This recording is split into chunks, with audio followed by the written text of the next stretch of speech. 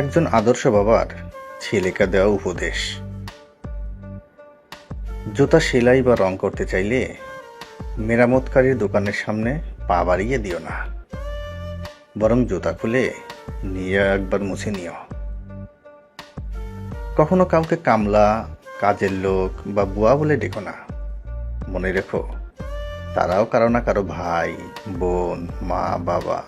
তাদেরকে সম্মান দিয়ে রাখো।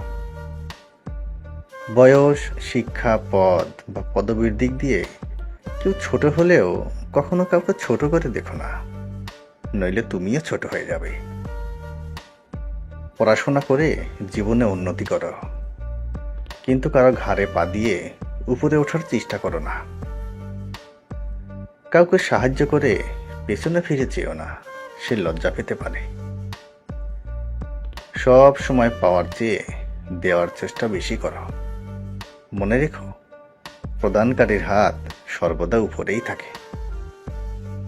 এমন কিছু করো না যা তোমার জন্য এবং তোমার পরিবারের উপর আঙ্গুল ওঠে। ছেলে হয়ে জন্ম নিয়েছ, তাই দারিদ্র্য এড়িয়ে যেও না। তোমার কি আছে তোমার গায়ে কিন্তু লেখা নেই, কিন্তু তোমার ব্যবহারে দেখা যাবে তোমার পরিবার কোথায় আছে। কখনো মার কথা শুনে বউকে এবং বউয়ের কথা শুনে মাকে বিচারের কাঠগড়ায় দাঁড় করিও না। কাউকে ফেলে দিতে পারবে না।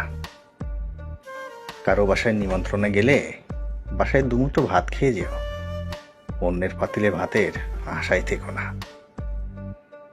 কারো বাসার খাবার নিয়ে সমালোচনা করো না। কেউ খাবার ইচ্ছা করে অসাধ করার চেষ্টা করে না। বড় হওয়ার জন্য নয়, মানুষ হওয়ার জন্য চেষ্টা করো। সব সময় ভদ্র নম্রভাবে চলো এবং কথা বলো, কিন্তু অন্যায়ের সাথে আপোষ করে নয়। আসলে একজন বাবা 100 জন শিক্ষকের সমান। ঘামতে দেখেছি, কিন্তু কাঁদতে দেখিনি। উনি হলেন বাবা।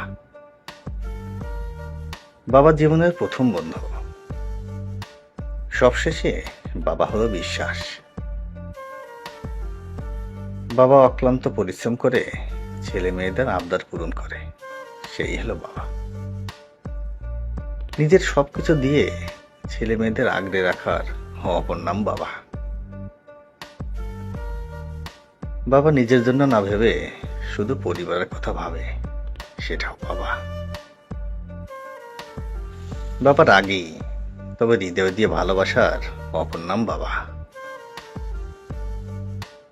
বাবা মানে শত অভাব অনটন থাকলেও সন্তানের উপর তার আঁচল লাগতে দেয় না।